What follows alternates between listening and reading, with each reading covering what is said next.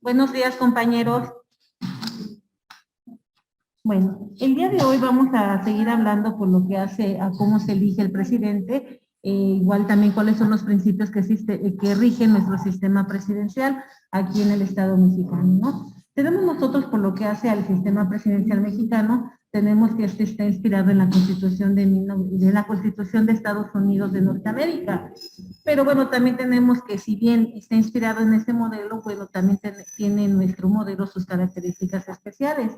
¿En qué consiste el presidencialismo? Bueno, no perdamos de vista que es un sistema de gobierno. En este sistema de gobierno, el poder ejecutivo se encuentra depositado en una sola persona. Y esta persona va a tener varias facultades. Estas facultades están establecidas en nuestra Constitución. Como son varias las facultades que va a realizar este poder ejecutivo, esta persona, toda vez que decimos, ¿no? El poder ejecutivo está depositado en una sola persona. Entonces, al ser varias las funciones que va a desempeñar el Poder Ejecutivo, pues de ahí que se va a llegar de otros organismos, ¿no? Acá entrarían lo que son los organismos descentralizados, los organismos centralizados, los organismos desconcentrados, lo que son las paraestatales, lo que son las empresas de participación estatal, también lo que son las empresas productivas del Estado, ¿no? Bueno, todo eso va a formar parte del Poder Ejecutivo Federal, sí, pero bueno, tenemos acá entonces que el Poder Ejecutivo Federal va a recaer en una sola persona. Pero bueno, por lo que hace a esta situación de que nosotros tenemos que nuestro sistema presidencialismo es de una sola persona, bueno, no siempre ha sido así, ¿verdad? También tenemos que existe el interrogante, ¿no? Si esto es bueno o esto no es bueno, ¿no? Tenemos, por ejemplo, acá entraría la interrogante, ¿qué es lo que más nos convendría? ¿Un ejecutivo unitario o un ejecutivo colegiado? De acuerdo como nos dice nuestro artículo 80 de la Constitución Política de los Estados Unidos Mexicanos, el cual ese artículo pues no ha sido modificado. Si ustedes checan lo que está en la pantalla, tenemos el artículo original.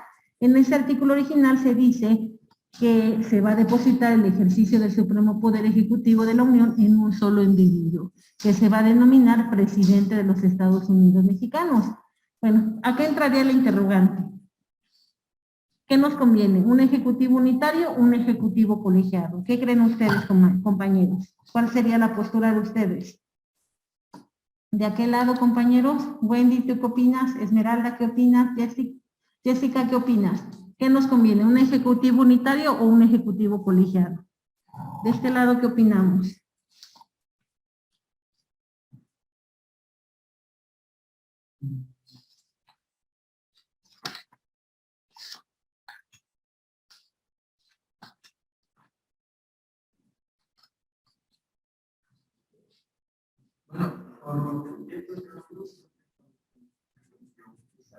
¿Un ejecutivo colegiado? ¿Por qué?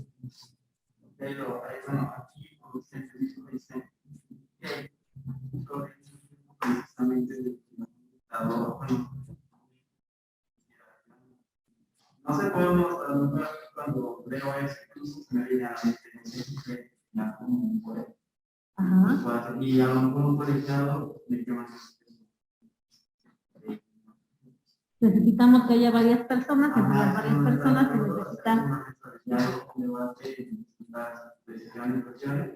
Y así al menos no requiere poder sanitario. Como todas tienen sus pros y sus contras para un colegiado, pero... Pero tú consideras que sería mejor un colegiado. ¿Usted, compañero? Sí. Ajá, ¿por qué? O sea, creo que una persona podría tomar el poder. Bueno, algunas son varias toman el poder hacia ellos para beneficiarse. Pero yo creo que si hubiera un colegiado podría ser, como dice cada cabeza, y tendrían diferentes opiniones y por lo tanto podría llegar a una mejor resolución y que no solamente beneficie a unas personas. Ok. ¿De aquel lado, compañeros, qué opinamos? Olivia, Wendy, Jessie, Esmeralda, ¿qué opinamos? ¿Cuál es su postura? ¿Un ejecutivo unitario o un ejecutivo colegiado?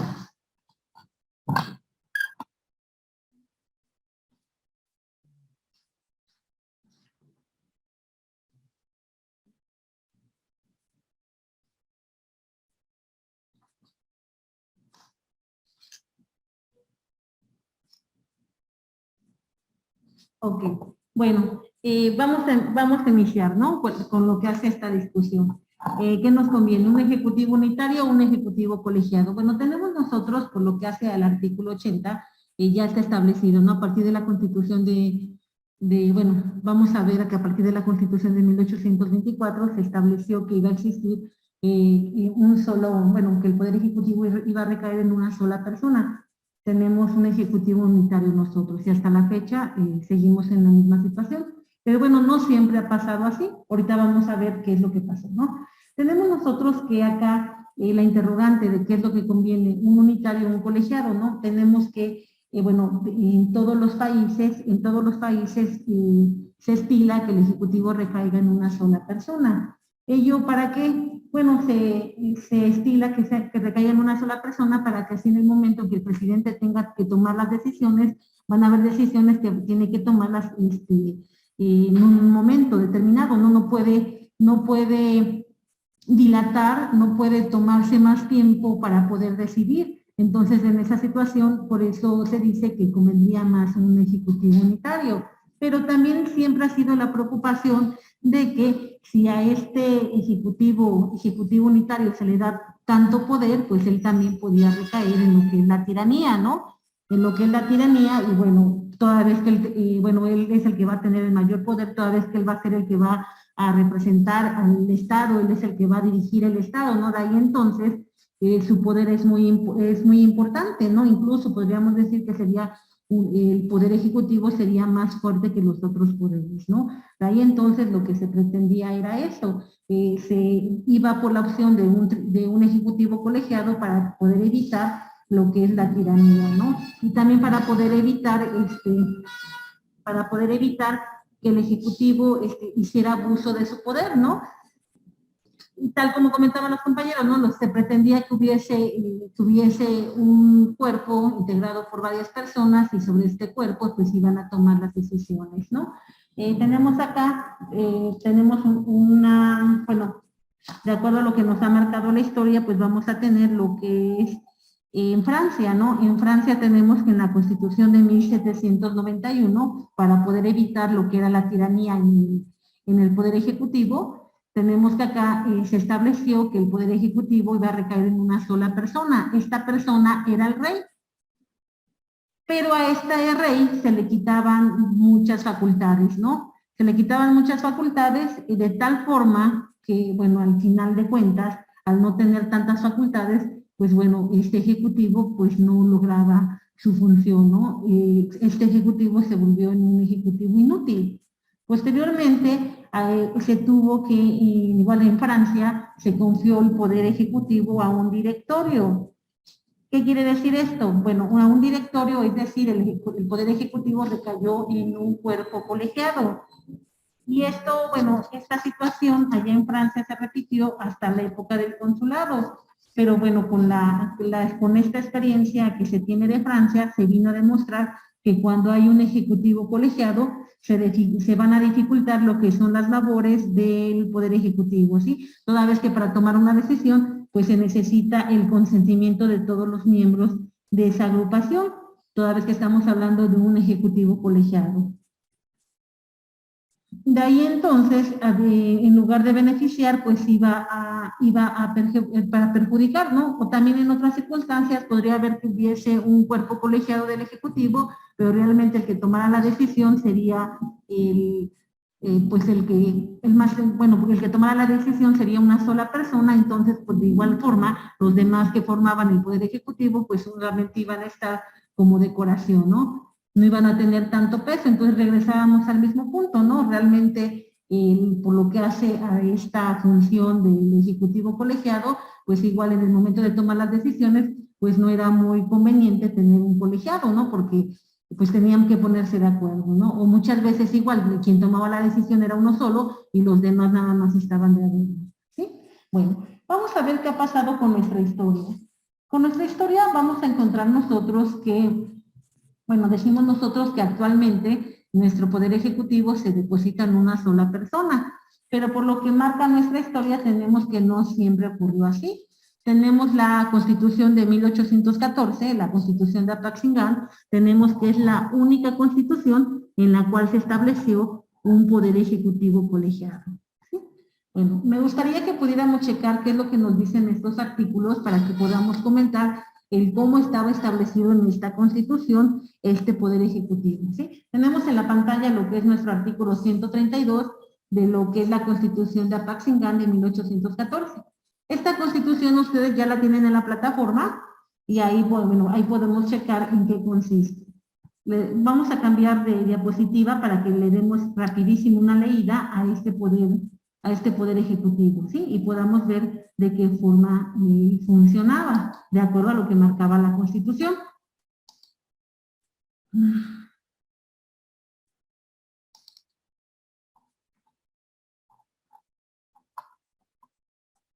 ¿Cuál era? 132, ¿no?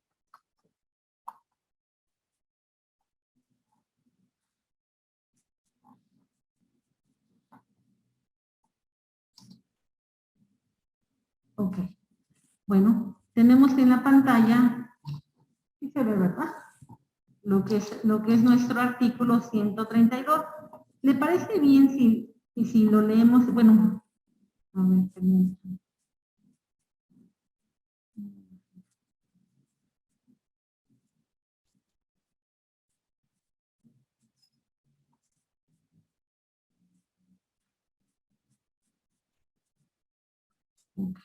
Vamos a leer del artículo 132 al artículo 141, ¿les parece? Que es donde nos habla de lo que es este supremo poder ejecutivo. ¿Sí? Ahora bien, ¿qué nos quiere decir la palabra supremo, compañeros? ¿Por qué se dice que el poder ejecutivo es un poder supremo? ¿Qué creen a qué hace referencia esta situación? Pues esto es lo que el poder supremo, como te dice, ¿no? El máximo. Ajá, que está en la cúspide, ¿no? Bueno, yo explicar porque el poder supremo se lleva hasta arriba y así. Ajá. Por lo que hace a nuestra Constitución actual, ¿cómo tenemos? ¿Dónde se utiliza estos términos del poder supremo? Bueno, se utiliza para lo que es el poder ejecutivo y se utiliza en qué otro poder se utiliza. ¿El supremo? Ajá, bueno, el término supremo. En el poder legislativo no se utiliza ese término, ¿no? En el supremo. Bueno, anteriormente, tal y como comentaban los compañeros, la palabra supremo estaba establecido para los tres poderes: el poder ejecutivo, el poder legislativo y el poder judicial. Bueno, por lo que hace a la palabra suprema, pues se le daba o hacía referencia a la importancia que tenía, ¿no? A la jerarquía de estos poderes. Posteriormente, este término, bueno, se hizo a un lado y ahora tenemos que lo único que aparece como supremo poder, como supremo poder, es el poder ejecutivo, ¿no? ¿Y a qué nos hace referencia ahorita con este poder, con este supremo poder ejecutivo? Pues acá lo único que podemos mencionar es que califica de superioridad a este poder, ¿no? Si nos imaginamos lo que es la pirámide, pues vamos a tener que hasta arriba va a estar el poder ejecutivo, ¿no? El poder ejecutivo y después van a venir los otros poderes, ¿no? Todavía se le da esa calificativa al poder ejecutivo de un poder supremo. Los demás poderes ya no tienen esa calificativa. Otra calificativa que tienen es la Suprema Corte de Justicia de la Nación, ¿no? Eso también, ¿no? Es lo más importante en el poder judicial. Ella va a estar hasta arriba y de ahí van a derivar los demás, ¿no? Entonces a eso nos hacemos referencia, ¿no? A la importancia que tiene ese poder cuando hablamos del supremo poder, ¿no? Ok, ¿nos ayudan, compañeros, a leer lo que es el artículo 132 para que podamos comentar? ¿Nos ayudas? No sé. Bueno, vamos a leer del 132 al 140. vamos con el 1, yo, 2 y 2, ¿no? Bueno, artículo 132, compondrán el supremo gobierno tres individuos. Tres individuos. Hoy,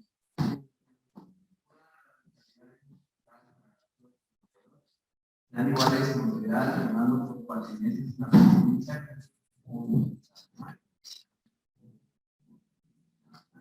Gracias para mayor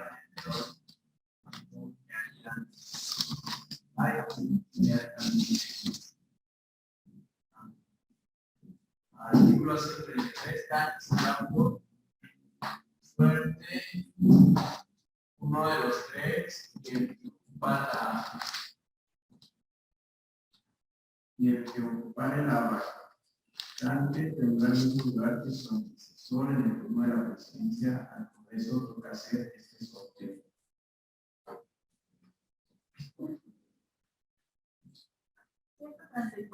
Habrá tres secretarios, uno de guerra, uno de hacienda y el tercero que se llama especialmente de gobierno. Se inundará cada 4 años.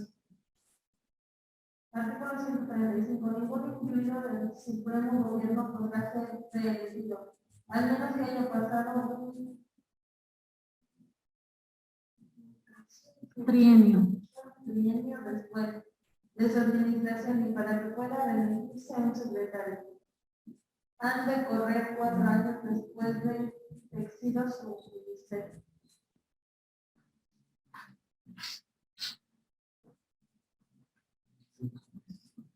Solamente artículo 136, solamente la creación del Supremo Gobierno podrán nombrarse para sus individuos, así los diputados o secretarios del Supremo Congreso. Con los intereses de estos su diputación, productivos en el horario de diputado, no puede, ni el que haya sido, sino en enviado de artículo 137, tampoco podrán elegirse los diputados de su comisión judicial, mientras lo pueden 23 años después de su comisión.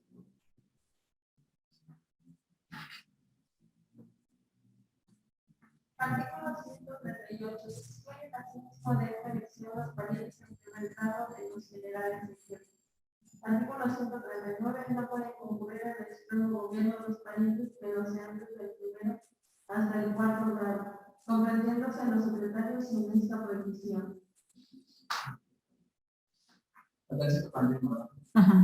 Artículo 140. El Supremo Gobierno tendrá tratamiento de alteza sus individuos de excelencia durante su administración y los secretarios que designen a tiempo de su ministerio.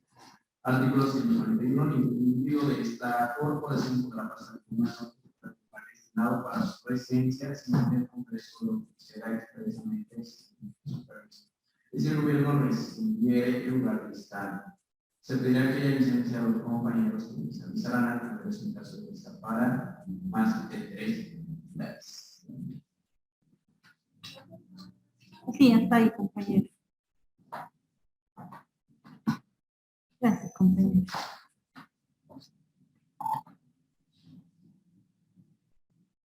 Ok, bueno, por lo que hace entonces a esta Constitución de 1814, tenemos nosotros que acá sí nos hablaba de lo que era un poder ejecutivo colegiado, ¿no?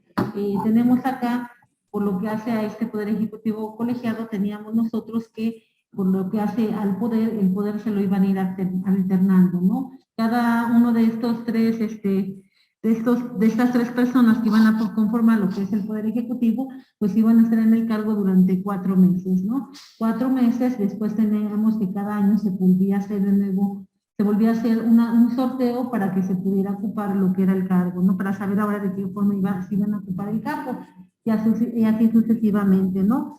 Tenemos que así estaba establecido lo que era el Supremo Poder. Si también ustedes se dan cuenta, por lo que hace a esta Constitución de 1814, también nos está hablando de lo que es el principio de la no reelección, bueno, el principio de la no reelección, ¿no?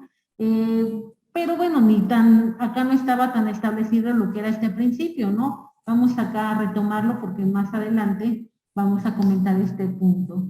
Por ejemplo, acá en el artículo 135 nos decía: ningún individuo del Supremo Gobierno podrá ser reelegido a menos que haya pasado un trienio después de su administración, y para que pueda reelegirse un secretario han de correr 4 años después de fenecido su ministerio.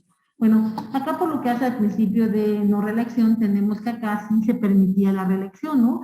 Acá tenemos que en términos de lo que nos dice el artículo 135, teníamos que el presidente, el titular del Ejecutivo, él podría ser reelegido, pero tendría que dejar pasar un trienio. Dejando pasar un trienio, después de su administración, pues él se podía volver a participar para que pudiera ocupar el cargo de presidente, ¿sí? Bueno, ¿ya vieron? Entonces acá nos habla acá la reelección sí va a estar permitida, pero para que pudiera volverse a postular tenía que dejar pasar un trienio, ¿sí? Hasta ahí estamos bien. También si se dan cuenta acá en la Constitución de 1814 tenemos que acá había nada más que 3 secretarías, ¿no? 3 secretarías de Estado, ¿no? Si ahora lo contrastamos con la actualidad, pues tenemos más de 20 secretarías de Estado, ¿no? Y decíamos, nuestras secretarías de Estado van a ir aumentando, van a ir disminuyendo de acuerdo a cada administración. Cada sexenio, pues van a haber nuevas secretarías, van a desaparecer secretarías, van a haber nuevos nombres, van a quitarse nombres, ¿no? ¿Sí? Tal y como comentábamos, por ejemplo, por lo que hace al Seguro Popular, ¿no? ¿Se acuerdan de ese Seguro Popular, compañeros? Bueno, ese Seguro Popular todavía estuvo en el sexenio pasado. Ahora con lo que es la nueva administración cambia de nombre, ya no se llama Seguro Popular y ahora es INSABI, ¿no? Ajá, INSABI. Y es que Instituto para la Seguridad ¿cómo era? Bueno, la seguridad del bienestar, algo así, ¿no? Bueno, pero cambia el término y la diferencia que lo hace, bueno, dice la nueva administración, la administración ahorita de Andrés Manuel, él señala que es totalmente diferente el INSABI a lo que es el Seguro Popular, toda vez que en el INSABI no te cobran ninguna cuota de recuperación, que en el Seguro Popular sí te cobraban cuota de recuperación, más aparte que te cobraban una cuota mensual, y más aparte te tenías que inscribir en este Seguro Popular para que pudieras gozar de este servicio. Ahora con la reforma, con este nuevo instituto, se tiene que tú puedes acudir, no vas a hacer ningún pago por consulta, no vas a dar ninguna cuota de recuperación y ese instituto te va a proporcionar lo que es los medicamentos del servicio de forma gratuita. Esa es la diferencia de bueno, por lo que hace a estos institutos, ¿no? Bueno, pero estos institutos forman parte de la administración pública, ¿no? Forman parte del Poder Ejecutivo, ¿no? Tenemos acá entonces, veíamos, ¿no? Acá por lo que hace al artículo 134, por lo que hace a la Constitución de 1814, tenemos que ahí solamente había 3 secretarías. ¿Cuáles eran? La de Guerra, la de Hacienda y la de Gobierno, ¿no? Nada más. ¿Ya vieron? Bueno, entonces acá nos quedamos con esa idea, ¿no? Acá nos dice en el artículo 132, nos dice, compondrá el Supremo Gobierno 3 individuos en quienes concurran las calidades expresadas en el artículo 52. ¿Qué nos dice el artículo 52? En el artículo 52 nos habla de cuáles son los requisitos para ser diputado. Y bueno, estos mismos requisitos van a ser los que se van a utilizar para poder formar parte de este supremo gobierno, ¿sí? Estos requisitos eran los siguientes: se necesitaba ser ciudadano con ejercicio de sus derechos, la edad requerida era de 35 años, necesitaban tener buena reputación, patriotismo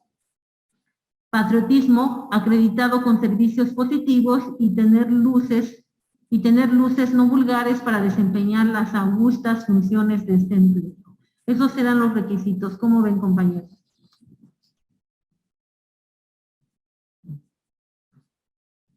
Bueno.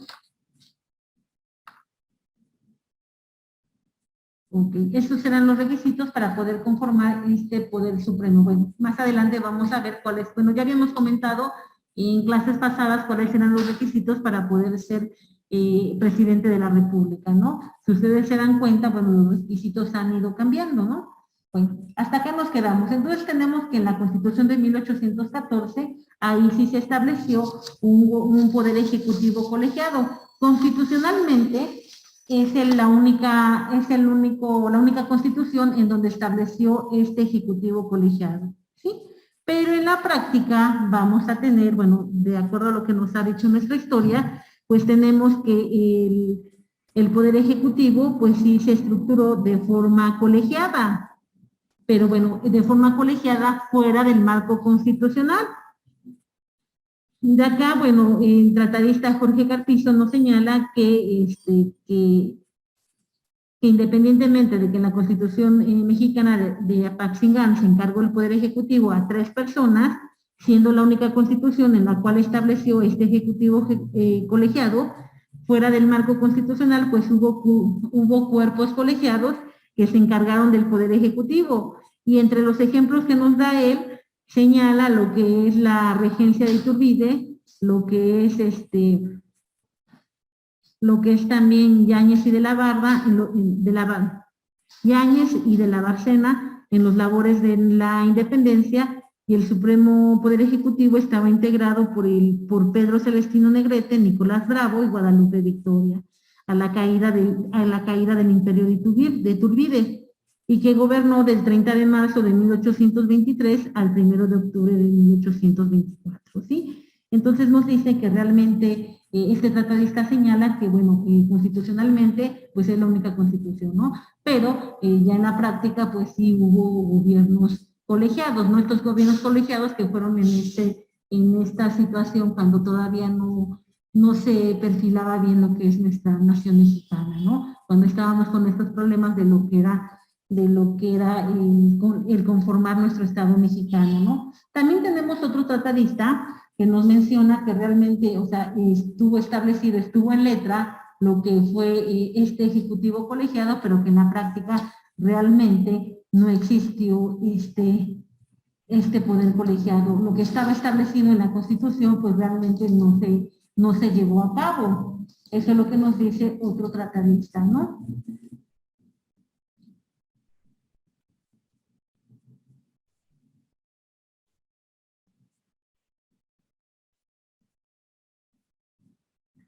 Ok. ¿Quién nos ayuda, por favor,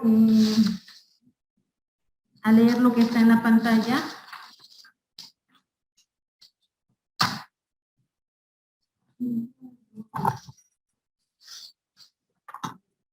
De acuerdo.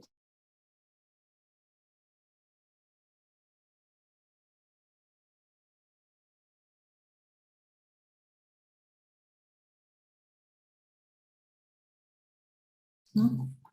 Ya empezamos. ¿Sí? El Estatuto Ejecutivo Colectivo de la Constitución de la Nación, el Poder Ejecutivo denominado Supremo Gobierno se confiaba a la presión como realidad de esa Constitución. Debido a las peripecias de la guerra de la independencia, no llegó a estar en vigor. No podemos decir que el sistema de resultado no, pero podemos afirmar que no habría dado resultado. Porque estos miembros del Supremo Gobierno no se alternaban en sus funciones cada 4 meses. Y solo tendrán 5 requerir de acuerdo de los tres, donde resultaría que en 4 meses no habría sido posible desarrollar una labor política y administrativa común. Y las importantes decisiones, quizás urgentes, en que se necesitaba el consentimiento de los 3 miembros del Supremo Gobierno. Ok, bueno, era lo que les comentaba, ¿no? Que tenemos al tratadista Fernando Lizardi. Él menciona esta situación, ¿no? Que realmente sí estuvo establecido en la Constitución, pero en la práctica no estuvo, toda vez por la situación que se vivía en ese momento en el país. Tenemos también por lo que hace a esta situación de que si se ponía un poder ejecutivo unitario o se establecía un poder ejecutivo colegiado, pues esta también fue un tema en el cual se estuvo discutiendo ampliamente, ¿no? ¿Cuál era la discusión? Bueno, regresábamos al mismo punto, ¿no? Acá había personas que ellos lo que querían era darle mucha fuerza al Poder Ejecutivo, ¿no?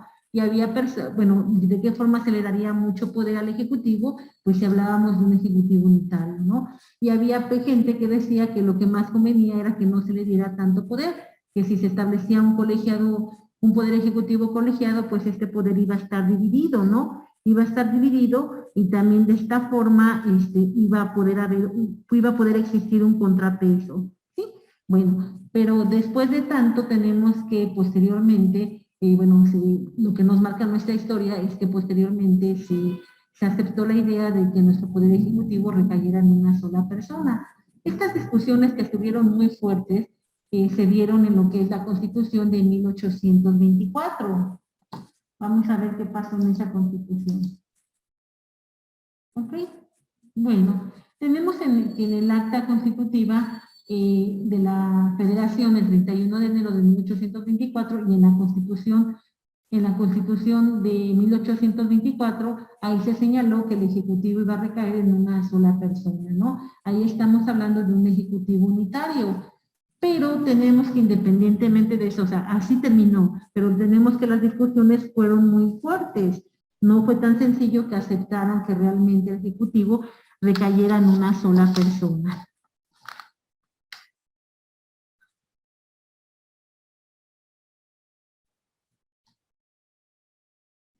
Ok, bueno, por lo que hace a estas discusiones, pues podríamos comentar las siguientes. Tenemos acá que cuando se va a crear lo que es la Constitución de 1824, tenemos que, para que pues, se pudiera aprobar, bueno, se llevó a cabo lo que es una comisión. Esta comisión propuso la aprobación del Ejecutivo personal. Sin embargo, acá, unipersonal, acá también hubo varios constituyentes que no estaban de acuerdo con esta situación, ¿no? Tenemos, por ejemplo, tenemos a Rejón, él objetó esta situación, también por lo que hace al legislador Bustamante, él apoyó a la comisión, afirmando que en el proyecto de este Poder Ejecutivo que recayera en una sola persona, acá lo que se trataba de evitar era la morosidad en la ejecución. Recordemos que el Poder Ejecutivo, pues dentro de sus funciones que tiene, es ejecutar, ¿no? Ejecutar las leyes. Entonces, este legislador señalaba, Bustamante señalaba, que debería recaer el Poder Ejecutivo en una sola persona, ¿no? De esta sola persona, si recae en una sola persona, pues realmente se iba a llevar a cabo la ejecución de las leyes de una forma más rápida, ¿sí? Porque, bueno, si estábamos hablando de que existía lo que es el Ejecutivo colegiado, pues para que se pudieran poner de acuerdo, pues iba a tardar más. Después tenemos a otro legislador, a Romero, tenemos que él también apoyaba el proyecto de la comisión, alegando que las circunstancias por las cuales atravesaba México en ese periodo, pues lo que demandaba era que hubiese un gobierno enérgico. Y esto se lograba depositando el Poder Ejecutivo en una sola persona. Después de esto hubo otra sesión, en la sesión del 2 de enero de 1824. En esta sesión vamos a tener al legislador Rodríguez. Él apoyaba que el Ejecutivo recayera en un cuerpo colegiado. Y él decía lo siguiente, ¿no? Para él era conveniente que recayera en un colegiado porque así tienen más luces, más constancia y es muy remoto que todos sus individuos se coludan contra la patria. Ese es el argumento de este legislador. También tenemos a Morales, él también apoyaba esta postura y él señalaba lo siguiente, que si uno se enfermaba, hay otros dos para el despacho, que siendo 3 los partidos, pues podrían transigir y lograr que cuando menos un hombre de su confianza quede en el Ejecutivo plural, y que el secreto se aventura tanto en el Ejecutivo personal como en el plural, porque en el primero el presidente de todas formas no puede hacer todo por sí mismo, de ahí entonces que se necesitaba un cuerpo colegiado. Bueno, y así estaban las discusiones en esta Constitución de 1824. Posteriormente se lleva a cabo lo que es un proyecto de la Comisión sobre el Ejecutivo Único. Este proyecto fue puesto a votación y bueno, el resultado fue que rechazan este proyecto, ¿sí? Pero para entonces los diputados presentaron tres proyectos en el cual proponían un poder ejecutivo colegiado. Dentro de estos proyectos pues vamos a encontrar los siguientes, decimos que son 3, ¿no? El primer proyecto fue del diputado Demetrio del Castillo, él propuso que se depositara el poder ejecutivo en un cuerpo colegiado integrado por 3 personas, los cuales iban a llamar presidente, vicepresidente y designado. El designado iba a sustituir al presidente cuando éste concluyera su gestión y el vicepresidente, cuando se enfermara o estuviera impedido por la ley, era cuando iba a funcionar. El vicepresidente y el designado iban a tener voto consultivo en todos los asuntos. Y si ellos se percataban de que el presidente estaba atentando contra las libertades patrias, lo pondrían en conocimiento del Congreso, convirtiéndose así en fiscales del presidente. ¿Cómo ven, compañeros? La siguiente propuesta que presentaron fue la de Herrera y Lazo, de estos diputados. Ellos comentaban que la comisión, bueno, por lo que hace a esta postura de Herrera y Lazo, pues ellos rechazaron esta postura, este proyecto lo rechazan, toda vez que ellos mencionan que acá lo único que estaban pretendiendo es que hubiese un espionaje. Por lo tanto, no era permitido. El segundo proyecto, ese fue el del diputado Rejón. Él señalaba que el Poder Ejecutivo se debería de integrar con 3 personas y cada año se cambiara a uno de esos 3 individuos. Guridi Alcóncer propuso que el Poder Ejecutivo se depositara en 2 individuos con sus 2 suplentes. Y uno de los suplentes sería quien dirimiría lo que eran las discordias y las controversias entre los otros 2 depositarios del Poder Ejecutivo. Guridi afirmaba que esta propuesta estaba inspirada en el sistema romano, en donde hablaban de lo que eran los cónsules. Acá vamos a tener, bueno, ya esas fueron las 3 posturas, ¿no? Los 3 proyectos. ¿Qué fue lo que pasó? Bueno, que acá la comisión insistió en un ejecutivo unipersonal y presentó un nuevo proyecto de este artículo. El proyecto fue elaborado por Ramos Arizpe y él explicó por qué el nuevo proyecto encuadraba en el sistema de la Constitución, ¿no? Y a través de esta Constitución lo que se trataba era asegurar la libertad nacional. ¿De qué forma iba a asegurar la libertad constitucional? Bueno, en este artículo se señalaba que se ponía al presidente un contrapeso. Para esto teníamos que el presidente tenía que ser nombrado por los estados y sus decretos y órdenes primero tenían que ser autorizadas por los secretarios de despacho, los cuales iban a ser responsables de estos decretos, ¿no? Bueno, con ello lo que se pretendía era que hubiese un sobrepeso para el Poder Ejecutivo y así no cayera en la tiranía. Bueno, posteriormente, después de tantas discusiones, lo que se estableció fue que el Supremo Poder Ejecutivo se iba a depositar en una persona o en los individuos que se señalaran en la Constitución. Posteriormente vamos a tener que, bueno, una vez que ya se lleva a cabo lo que es la Constitución de 1824, vamos a tener nosotros que se establece que el Poder Ejecutivo va a recaer en una sola persona. ¿Sí?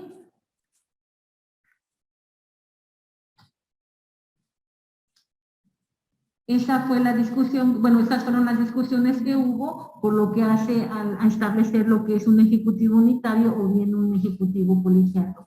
Y al final tenemos que se determinó que el Poder Ejecutivo debería recaer en una sola persona, porque igual de esta sola persona teníamos que iba a funcionar de una forma más, iba a ser más práctico su funcionamiento, también en el momento en que el que llevara a cabo la ejecución de alguna ley, pues iba a ser más rápida, ¿no? Toda vez que quitábamos lo que era llegar a un consenso con las otras personas, ¿sí? Y también, bueno, de acuerdo a todos los proyectos que presentaron, si ustedes checan, de acuerdo a lo que nos dice la historia, por lo que hace estos debates que hubo, pues realmente lo que se pretendía era que ninguno de los tres iba a tener libertad de actuación, y también lo único que iba a pasar es que en lugar de que se pudieran ayudar, pues iban a estar poniéndose el pie, ¿no? Toda vez que de igual forma se convertían en espías y a su vez también en fiscales, ¿no? Porque iban a estar checando qué era lo que hacía cada uno de estos integrantes del poder ejecutivo de forma colegiada.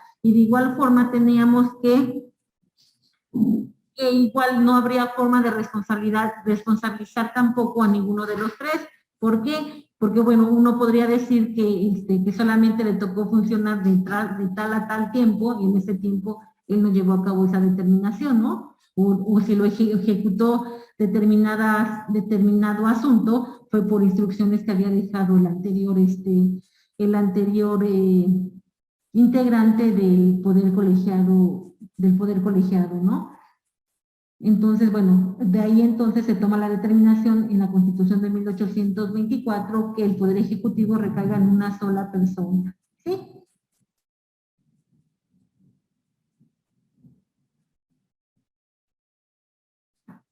Tenemos acá nosotros que también la Constitución de 1857 depositó el Ejecutivo en un solo individuo. Y también tenemos, por lo que hace al artículo 76 de esta Constitución de 1857, se mencionó que la elección del presidente sería indirecta, en primer grado y en escrutinio secreto, en los términos que disponga la ley. Bueno, tenemos entonces, de acuerdo empezamos que a partir de la Constitución de 1824 se establece que el Poder Ejecutivo va a ser unitario. ¿Ok? Hasta ahí estamos bien, ¿verdad? Ya vimos que la única Constitución en la que se estableció que iba a ser colegiado fue en la Constitución de Apatzingán, ¿sí? Bueno, después de ahí tenemos que hasta la actualidad nos señala nuestra Constitución en el artículo 80, que el poder ejecutivo va a recaer en una sola persona, el cual va a recibir el nombre de presidente de los Estados Unidos mexicanos. Ahora bien, la forma de elegir al presidente, ¿cómo va a ser la forma de elegir, compañeros? Para esto nos tenemos que ir a lo que nos dice nuestro artículo 81. ¿Ok?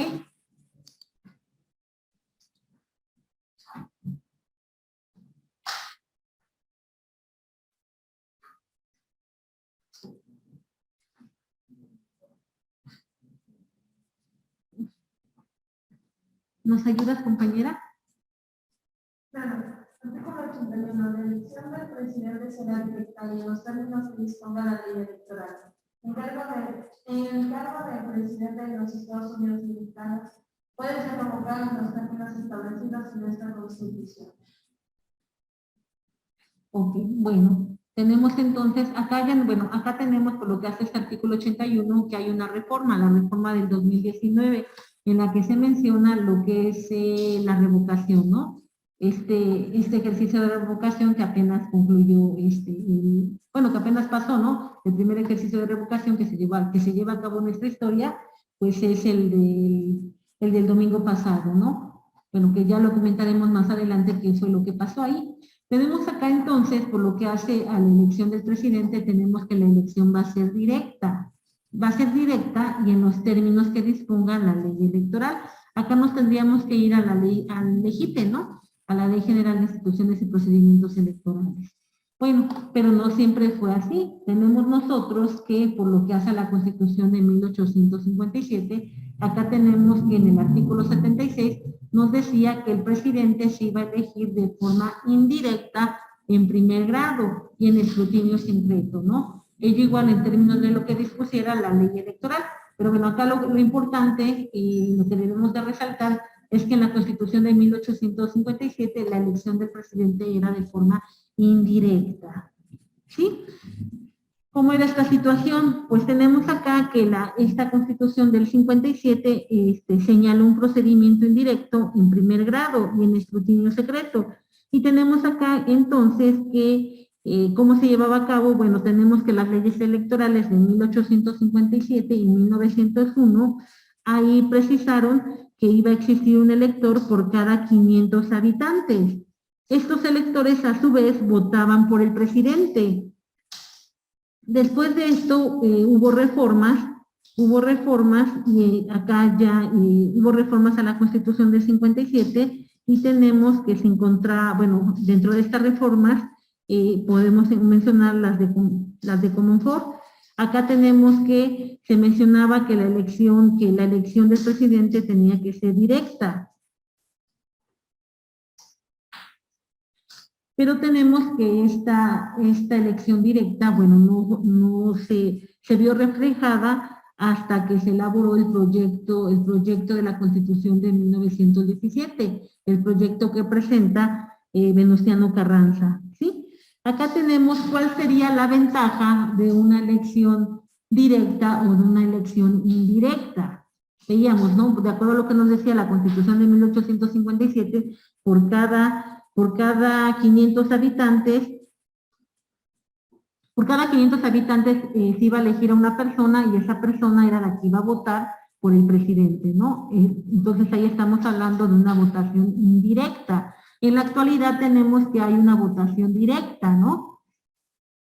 ¿Cuál nos conviene más, la indirecta o la directa, compañeros? ¿La directa?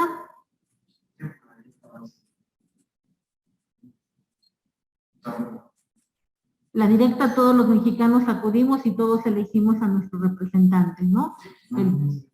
Dice que por cada 500 cada 500 electores se nombraba uno y ese era el que votaba por los 500 electores, ¿no? No, pues recaía el poder en una sola persona, ¿no? O sea, somos 500, yo creo que, bueno, se tomaría lo que es bueno, imaginándonos, en aquella época, pues supongo que también se tomaba en cuenta lo que era el padrón electoral, ¿no? Y de ese padrón electoral, pues supongo que de esos 500, pues nada más se elegía uno, ¿no? Y ese era el que iba a votar, ese era el que iba a ejercer el derecho al voto, nada más, para poder votar por el presidente, ¿no? Entonces, de aquel lado, compañeros, ¿ustedes cuál es su opinión? ¿Cómo nos conviene la forma indirecta o la forma directa para poder elegir a nuestro presidente?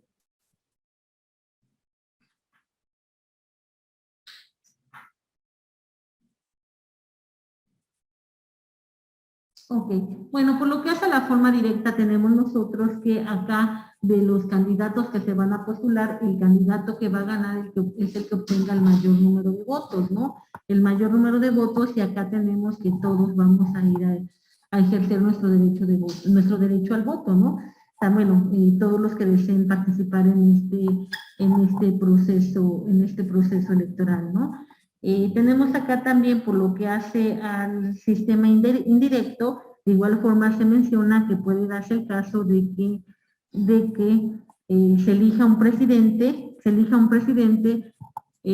como presidente a aquel que haya recibido menos votos que otro candidato. Tenemos que, bueno, esta situación se dio en Estados Unidos en los años de 1876 y 1888. Ahí fue esa situación, el que quedó como presidente pues fue un candidato que no tenía la mayoría de votos, ¿no? ¿Por qué? Porque en esa época, bueno, porque ahí se elegía lo que era a su poder ejecutivo de forma indirecta, ¿sí? Bueno, tenemos nosotros, por lo que hace a esta forma directa, bueno, ya vimos, ¿no? Así se estableció en la Constitución. Acá por lo que hace a la reforma que hubo en el 2019, pues nos habla de lo que es la revocación, ¿no? La revocación de mandato, ¿sí?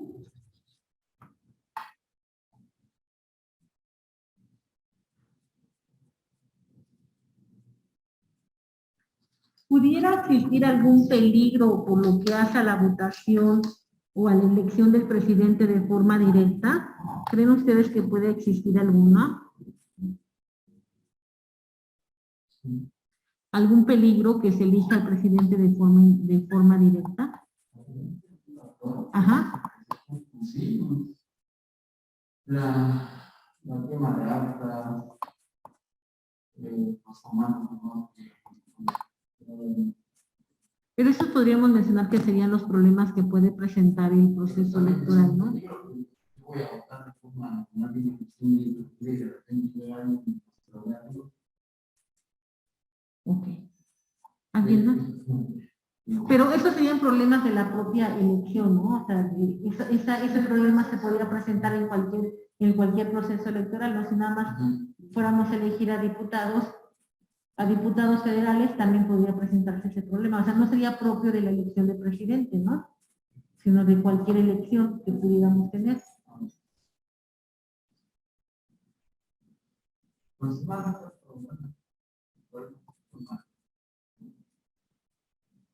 Ok, bueno, el tratadista Jorge Carpizo nos dice que el único problema que podría haber en esta elección directa es que va a haber un gran campo de candidatos que quieran ocupar este puesto, ¿no? Y entonces realmente, si tenemos una amplia gama de candidatos, pues podría darse el caso de que realmente el candidato vencedor pues no sea el que haya obtenido el mayor número de votos, ¿no? Que también pudiera obtener ganar la candidatura, pero con un número de votos mínimo. Eso nos dice que podría ser un peligro, ¿no?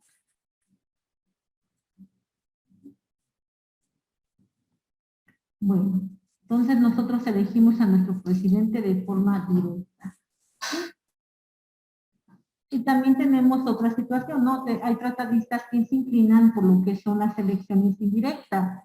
Ellos sostienen que por la falta de educación cívica del pueblo, podría darse el caso de que se llegue a nombrar a un candidato que no sea el candidato que tenga las mejores, pues los mejores conocimientos, o sea, la persona más apta para obtener ese puesto. Este tratadista tenemos que Fernando Lizardi, él nos señala, ¿no? Por ejemplo, él nos dice que de acuerdo a la popularidad que tuviera el candidato, pues entonces también que tuviera el candidato ganaría el puesto, ¿no? No tanto por los conocimientos, ¿sí? Él nos menciona que ese podría ser un peligro, ¿no? Pero bueno, también hay otros tratadistas que mencionan que pues no puede existir tanto peligro, porque también lo que se pretende es que haya propaganda, ¿no? Haya propaganda por cada candidato, y de esa forma también el pueblo pueda conocer pues cuál es la postura del candidato, y de esa forma también se pueda elegir a la persona más adecuada a ocupar el cargo del Poder Ejecutivo, ¿no? Bueno, y ya si nos vamos a la actualidad, pues recuerdan ustedes que cuando veíamos lo que hacía el INE, tenemos que el INE también dentro de sus facultades que tienen, dentro de sus atribuciones que tienen, pues, y dentro de sus obligaciones, también tenemos que el INE pues tiene que dar educación cívica, ¿no? Esta educación cívica pues consiste en eso, ¿no? En tratar de informar a la población, ¿no? En qué consiste estos puestos, o por qué lo hacemos, ¿no? ¿Por qué votamos? ¿Por qué tenemos que elegir a nuestros candidatos, ¿no? ¿Ok? ¿Hasta ahí estamos bien, compañeros?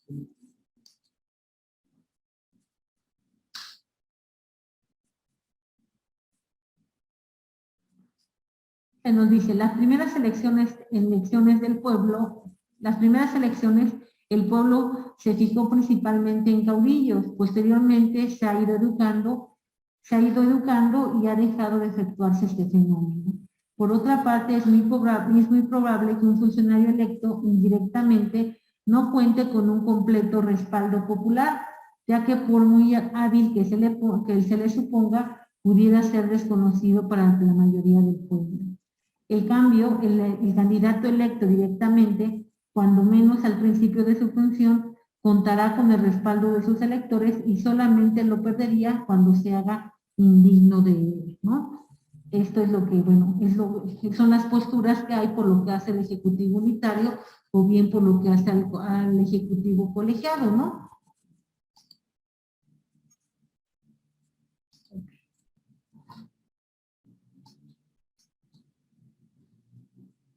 ¿Cómo ven, compañeros? ¿Ustedes qué opinan entonces? Nos quedamos con el Ejecutivo Unitario, ¿no? Sí. Es el que más nos conviene, ¿no? Igual también, bueno, con el Ejecutivo Unitario, y tenemos también que la elección directa, ¿no? En la elección directa el pueblo es el que elige, y el pueblo es el que en determinado tiempo, bueno, de acuerdo ya con lo que nos dice la revocación de mandato, pues el pueblo en determinado tiempo va a poder quitar al candidato que considere que no cumple con con las expectativas del pueblo, ¿no? Que no está cumpliendo con su función. ¿Sí?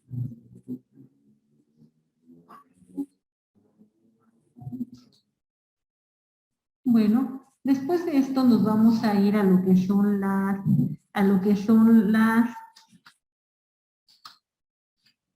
lo que nos dicen los requisitos para poder ser presidente de la República. Tenemos nosotros, estos requisitos han ido cambiando de cada constitución, ¿no? Tenemos, por ejemplo, la Constitución de 1857. Dentro de estos requisitos para poder ser presidente, pues tenemos los siguientes.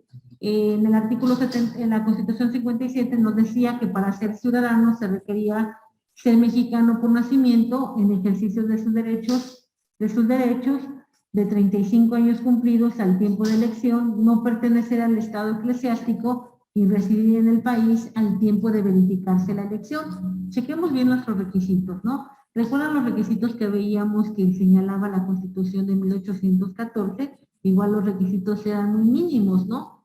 Bueno, vamos a ver en qué Constitución los requisitos se ponen más estrictos. El primer artículo, el 77, es como estaba la Constitución originalmente, la de 1857. Esta Constitución fue teniendo reformas, ¿sí?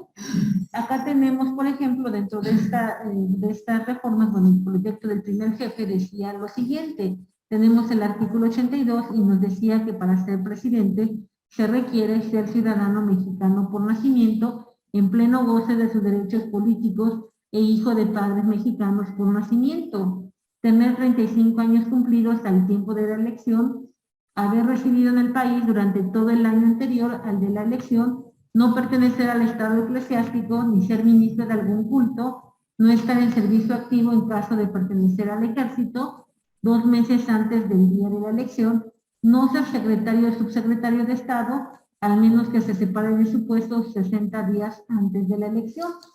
Después de, bueno, ese era el proyecto del primer jefe, por lo que hace el artículo 82, ¿no? Acá estaríamos hablando de lo que es el proyecto para la Constitución del 17, ¿sí? ¿Hasta ahí estamos bien? En el artículo original de la Constitución de 1917 se indicaba lo siguiente. ¿Nos ayudas, compañera? Artículo 82. Para ser presidente se requiere un ser ciudadano mexicano por nacimiento, pero goce de sus derechos, e hijo de padres mexicanos por nacimiento. 2. Tener 35 años cumplidos al tiempo de la elección. 3. Haber sido residido en el país durante todo el año anterior a la elección. 4. No pertenecer al estado eclesiástico ni ser ministro de la Constitución. 5. No estar en servicio activo en caso de pertenecer al ejército 90 días antes del día de la elección. 6. No ser secretario o subsecretario de Estado que se separe de su puesto de la elección. 4.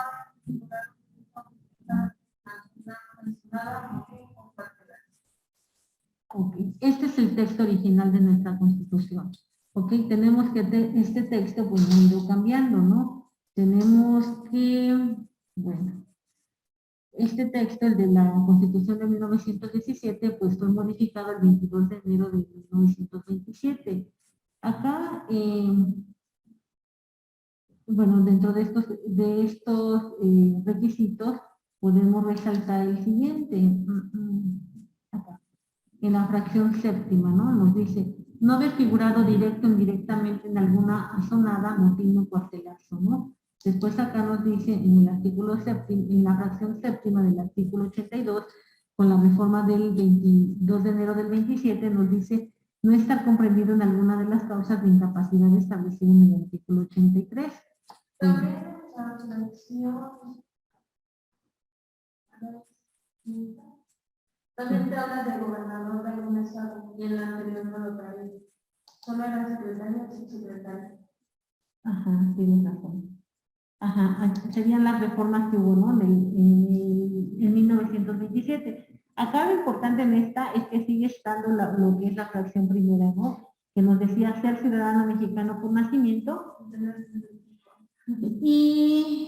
e hijo de padres mexicanos por nacimiento, ¿no? ¿no? Tenemos que, esta es una reforma que se da más adelante, ¿no? Se quita ya este requisito, ¿no? Ser de padres mexicanos por nacimiento, ¿no? Ahorita vamos a ver esta situación. Acá tenemos, este es nuestro artículo 82, el actual. Acá tenemos las reformas que se fueron dando, ¿no? Tenemos acá,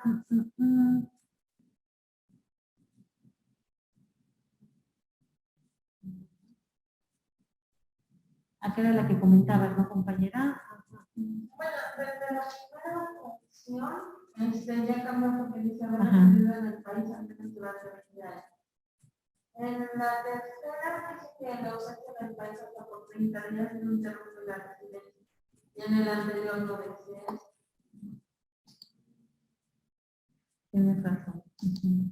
Tenemos acá, ¿no? En la primera, nos dice ser ciudadano mexicano por nacimiento en pleno goce de sus derechos, hijo de padre o madre mexicano, de haber residido en el país al menos durante 20 años. Ok, acá, bueno, vámonos por los requisitos, ¿les parece? El primer requisito anteriormente nos decía que ser ciudadano mexicano por nacimiento, en pleno goce de sus derechos, e hijo de padre mexicano por nacimiento. Acá este requisito, ¿por qué era tan importante, compañeros? De ser hijo de padres mexicanos por nacimiento. Pues para que perteneciera Pero si ya es mexicano, yo ya soy mexicano, ¿no? Pero sí. Pero para hacer una revisión. Que fuera mexicano con sanguinidad, se llama, porque Ajá. también se puede hacer por proceso de naturalización. Ajá. Pero en este caso no sería por padres mexicanos, tanto como padres, tanto como madre.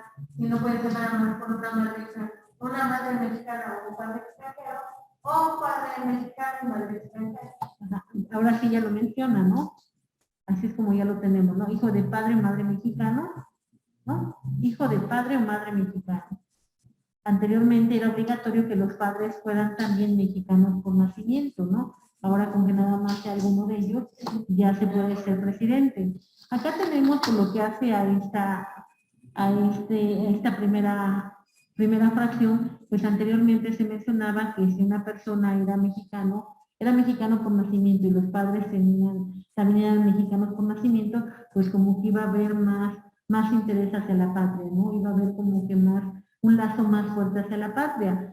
Se mencionaba que, bueno, los tratadistas han mencionado que este era un requisito que era muy necesario, porque de esa forma, al ser tanto el candidato mexicano por nacimiento y los padres por nacimiento, pues ellos no iban a permitir que las decisiones que se llegaran a tomar pues fueran a perjudicar al país, ¿no? Siendo que si alguno de los padres fueran extranjeros, pues ahí se habría ese problema, ¿no? Habría ese problema toda vez que el padre podría influir en las decisiones del hijo, ¿no? Y en lugar de esa forma en lugar de beneficiar los intereses de la patria, pues podrían beneficiar los intereses del país del cual fuese alguno de los padres, ¿no? Bueno, esta era la postura, por eso es que se establecía que tenían que ser por padres mexicanos por nacimiento. También sobre esto, bueno, también hubo tratadistas en los cuales no estaban de acuerdo, toda vez que mencionaban que, bueno, en la historia pues nunca se ha visto que una persona, por el simple hecho de que tenga algunos padres de otra nacionalidad, pues el actuar de ellos pueda afectar los intereses de la patria, ¿no? Entonces, esa era la situación que se manejaba. Tenemos nosotros que después hay una reforma en 1924 y ya nada más se pide que sea hijo de padre o madre mexicano, ¿no? Nada más, es lo que se pide, ¿no?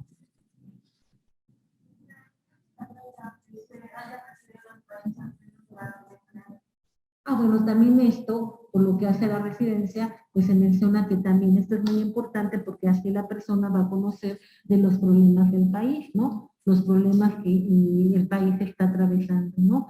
Anteriormente, bueno, tal y como comentaba la compañera, ¿no? Entendemos que no existía esa situación, ¿no? Creo que esa medida se tomó para que el gobierno de no incluyera la nacionalidad extranjera la nacionalidad mexicana. Ujú. Sí, sí, sí, sí. Bueno, y acá lo de la residencia, pues tiene que ver eso, ¿no? Para que puedan conocer cuál es la situación del país, ¿no? Nos ponían, por ejemplo, igual el tratadista Jorge Carpizo, él señalaba por lo que hace a esta situación que, bueno, hubo periodos en los cuales también se trató de elegir o de ser candidato como presidente al ingeniero Pascual Ortiz Rubio. Él fue candidato a la presidencia sin haber residido en el país. Bueno, acá por ejemplo nos dice la fracción tercera, ¿no? Haber residido en el país durante todo el año anterior al día de la elección. También esta situación pues va muy emparejado con lo anterior, ¿no? Era necesario para que también conociera cuáles eran los problemas que presentaba el país. Decía, este tratadista señala que no siempre se cumplió ese requisito, ¿no? Y nos ponía como ejemplo lo que es el ingeniero Pascual Ortiz Rubio. Él fue candidato a la presidencia sin haber residido en el país el año anterior al día de la elección, ya que él, el año anterior al día de la elección, él había sido embajador de México en Brasil, entonces había estado ausente del país por 8 años. ¿No? Pero bueno, entonces ahí para que él pudiera ser candidato, lo que se hizo en aquella época fue que se dio una interpretación a lo que hace por lo que hace la residencia. La interpretación que se hizo fue que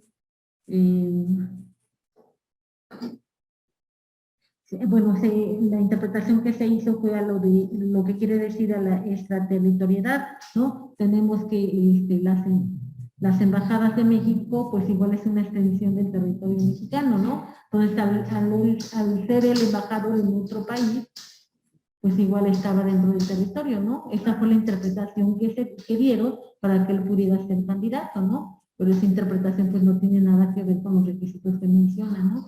La Constitución, porque igual, pero si bien el consulado o la embajada es parte del territorio mexicano, pero al estar en otro país, pues igual no va a tener los conocimientos de la problemática que se está viviendo en el país, ¿no? Entonces, igual también, pero bueno, ahí fue la forma en la que lo interpretaron para que así él pudiera ser candidato, ¿no? Después nos dice otro, bueno, por lo que hace a la edad de los 35 años, también esta edad nos mencionan que es muy importante porque, bueno, a partir de esa edad se señala que ya se tiene una madurez, ¿no? Una madurez en el criterio. Ya eres maduro en tu criterio y de ahí, bueno, las decisiones que se lleguen a tomar, pues ya van a ser de una forma más acertada. ¿Sí?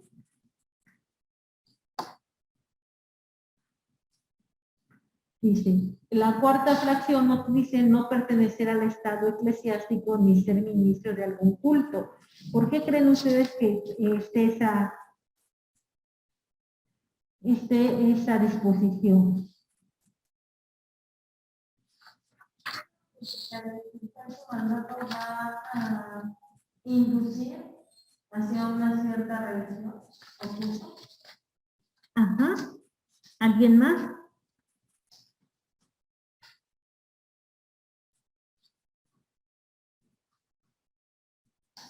Bueno, acá nos dicen que esta situación de no pertenecer al estado eclesiástico ni ser ministro de un culto tiene que ver con que las religiones realmente, quienes dirigen las religiones, pues es un poder que es extraño al Estado mexicano, ¿no? Por ejemplo, si hablamos de la religión católica, pues realmente quien lo dirige es el Vaticano, ¿no? Es un poder que está fuera del Estado mexicano, ¿no? Al estar fuera del Estado mexicano, pues los intereses van a ser totalmente diferentes.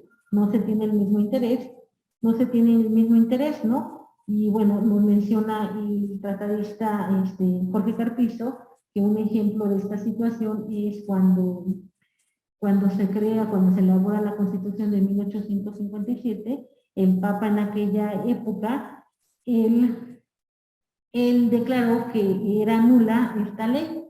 Él declaró que era nula y bueno, esto entonces pues hubo repercusión acá en el Estado mexicano, ¿no? Toda vez que el clero pues no reconocía la Constitución de 1857.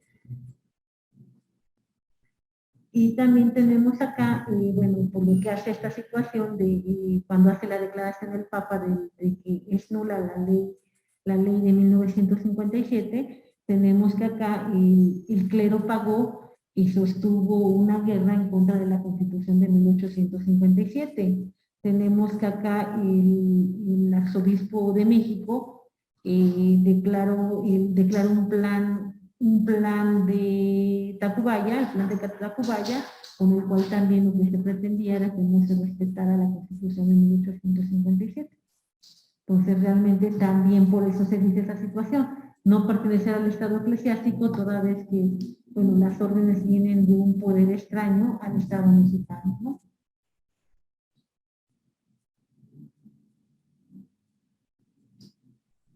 Por lo que hace a la fracción quinta y a la fracción sexta, nos dice no estar en servicio activo en caso de pertenecer al ejército y no ser secretario, subsecretario de Estado, fiscal general, ni titular del Ejecutivo de alguna entidad federativa, etcétera. Bueno, tenemos que acá estos requisitos lo que persigue es que las personas a quienes están ocupando estos cargos, pues se tienen que retirar de sus cargos para que así no vayan a aprovecharse de la influencia que ellos tienen en estos cargos y puedan obtener, puedan hacer proselitismo y obtener mayor número de votos, ¿no? No sería como una contienda pareja para los demás candidatos, ¿no? A la presidencia. Lo que se pretende al establecerse estas dos fracciones es que haya una imparcialidad, ¿no? Una imparcialidad en el momento que se lleven a cabo lo que son las elecciones.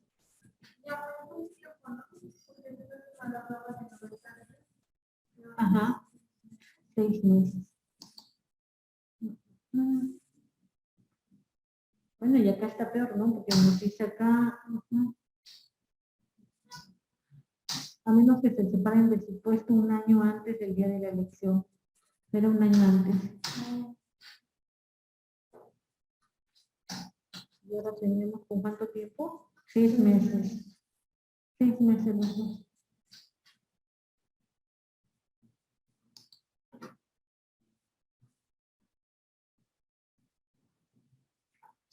Bueno. Tendríamos... A ver, perdón.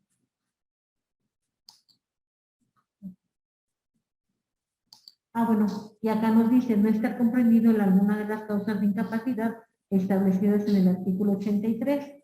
Acá en el artículo 83 nos está hablando de lo que es el principio de no reelección, ¿no? Bueno, nos dice primero, el presidente va a entrar a ejercer su cargo el 1 de octubre y durará en él 6 años. El ciudadano que haya desempeñado el cargo de presidente de la República, electo popularmente, con el carácter interino sustituto o asuma provisionalmente la titularidad del Ejecutivo Federal, en ningún caso y por ningún motivo podrá volver a desempeñar ese puesto. Bueno, pues acá tenemos, de acuerdo a lo que nos dice la última fracción del artículo 82, no estar comprendido en alguna de las causas de incapacidad establecidas en el artículo 83, nos habla de que no haya ocupado el puesto de presidente interino, de presidente sustituto o de presidente provisional. Si tuvo alguno de esos cargos, pues no va a poder ser candidato, ¿no? Mucho menos va a poder ser presidente, ¿no? ¿Cómo ven, compañeros? Este artículo es muy importante. Este artículo, bueno, si ustedes recuerdan cuando veíamos lo que era la Constitución de 1814, cuando nos hablaba del poder de gobierno, ahí nos mencionaba que sí se podía reelegir, ¿no? Sí se podía reelegir el presidente, ¿no? Tenía que dejar pasar un periodo y posteriormente se iba a poder elegir, ¿no? Bueno, esto por lo que hace al principio de la no reelección, pues igual también en nuestra historia pues ha tenido pues mucha importancia y también ha habido muchas críticas al respecto, ¿no?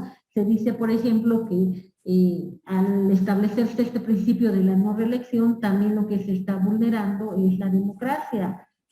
Porque bueno, si nos vamos a lo que es la democracia, decíamos, ¿no? Nosotros como ciudadanos podemos elegir a nuestros representantes. Dentro de esos representantes, pues tenemos al presidente. Si nosotros como pueblo tenemos ese poder, si nosotros tuvimos un presidente y este presidente llevó a cabo un buen trabajo, pues nosotros deberíamos de tener ese poder para poderlo volver a reelegir, ¿no? Entonces, al haber una limitante en la Constitución, pues se nos están violentando nuestros derechos. ¿Ustedes qué opinan, compañeros? ¿Sí será?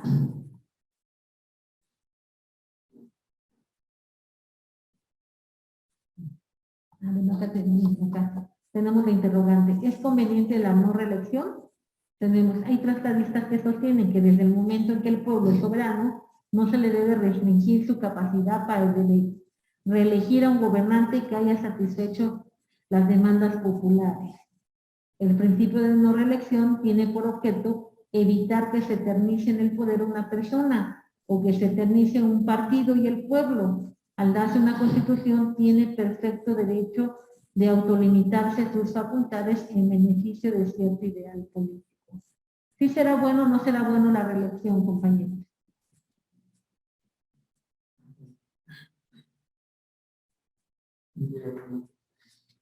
¿No? ¿Por qué? Pues, hace años,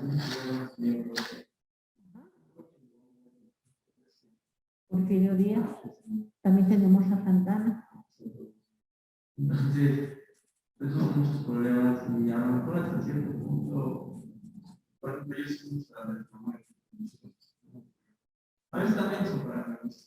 Entonces, por más que yo quisiese que estemos, pues aquí incluso pueden entrar las decisiones, o sea, tener ese tipo de cargos pensados, salud,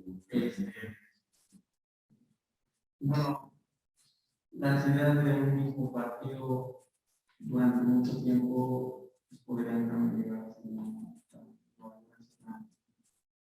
no sé cómo llamarlo, pero creo que lo que mantiene a México en esta línea como de hacer cambio es precisamente eso, que vamos dando pauta o oportunidad a otros partidos o otros partidos a crear por el país. Okay. ¿De aquel lado, compañeros, qué piensan? ¿Están de acuerdo? ¿Es conveniente la no reelección o será conveniente la reelección? ¿Habrá alguna violación a mis derechos? ¿Tú qué opinas, compañero? Bueno, pues, tienen como sus pros y sus contras. Porque sí, como dice María, puede ser que sea cotidiano ya la forma de su mandato. Pero pues también creo que no satisfacción. Bueno, entre las demandas populares, pues no creo que habría una razón de por qué sacarlo, si está llevando bien su gobierno, por así decirlo. Y si las personas están de acuerdo y él también, como que se vuelva a reelegir y siga llevando el país conforme lo ha hecho, pues es lo que no estaría mal. Ok, bueno. Tenemos nosotros también por lo que hace a nuestra historia, ¿no? Nuestra historia nos ha enseñado que, bueno, esta situación de la reelección, pues no ha habido frutos buenos, ¿no? Recordemos en el último, pues tenemos lo que es la Revolución Mexicana, ¿no? Recordemos esta Revolución Mexicana porque se inicia por un movimiento político, ¿no? Ya había estado en el poder en muchísimos años Porfirio Díaz, ¿no? Que había estado tanto tiempo en el poder y que bueno, y realmente si uno empieza a ver lo que es el gobierno de Porfirio Díaz, los primeros años de su gobierno, pues hizo muchas cosas muy buenas. Pero ya después de esto, en lugar de este gobierno, pues se convirtió en una dictadura, ¿no? Y lo que se pretende a través de este principio de la no reelección es evitar de nueva cuenta eso, ¿no?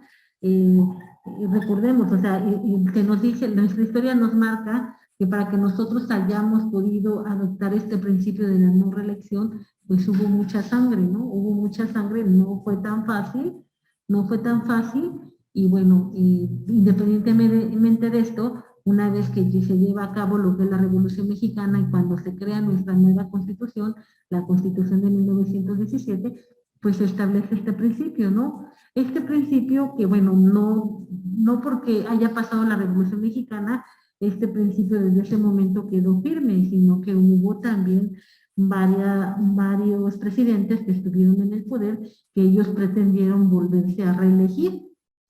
Y para poderse reelegir, pues tenía que haber un cambio en nuestra Constitución, ¿no? Eso lo vamos a ver en la siguiente clase, ¿sale? Bueno, se les queda de tarea contestar la pregunta, compañeros. ¿Sí será bueno la reelección? ¿No será bueno la reelección? ¿Qué harían ustedes? ¿Qué quitarían? ¿Qué pondrían, compañeros? De veras, la próxima semana es nuestro examen, nuestro tercero parcial, compañeros. El día de mañana ya van a tener en la plataforma lo que es el cuestionario para el tercero parcial. Hacemos el tercer parcial igual que en la ocasión pasada, ya sea que abrimos el examen el viernes y lo cerramos el sábado, ¿les parece? Igual para que lo puedan contestar, lo abrimos el viernes a las 8 de la mañana y lo cerramos el sábado a las 11 de la noche, ¿no? Para que tengan tiempo. El día, bueno, eso sería la próxima semana, el siguiente lunes ya tendrían los resultados en la plataforma, ¿vale? Cualquier comentario, pues nos lo hacen saber. ¿Estamos de acuerdo, compañeros?